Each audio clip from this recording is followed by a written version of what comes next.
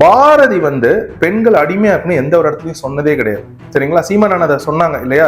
அதாவது தனது மனைவியை உட்கார வச்சுட்டு பாரதி நின்றுகிட்டு இருந்தா, செல்லம்மாவை உட்கார வச்சுட்டு இவர் நின்றுகிட்டு இருந்தா. ஆனா செல்லம்மா பக்கத்துல பாத்தீங்கன்னா இன்னொரு பெண் பிள்ளை ஒண்ணு உட்கார்ந்துருக்கும் தம்பி. செல்லம்மா மட்டும் உட்காரல. அந்த புகைப்படத்தை நுட்பமா பாத்தீங்கன்னா ஆண்கள் நிப்பாங்க, பெண்கள் 2 பேரும் வயது வித்தியாசம் இல்லாம உட்கார்ந்து இருப்பாங்க. நீ ஈவேராவோட புகைப்படத்தை பார்த்தானா எல்லா இடத்துலயும் மணிமே பக்கத்துலதான் உட்கார்ந்துருப்பாங்களே தவிர எந்த ஒரு இடத்துலயும் எனக்கு தெரிஞ்சு ஈவேரா நின்னுகிட்டு மணியம்மை உட்கார்ந்தத மாதிரி இல்ல. அப்ப தன் சொல்லிலும் செயலிலும் பெண் அடிமைத்தனம் இருக்கக்கூடாதுன்னு நினைச்சது பாரதியா ஈவேரா? பதில் சொல்லுங்க எனக்கு, பதில் சொல்லுங்க எனக்கு.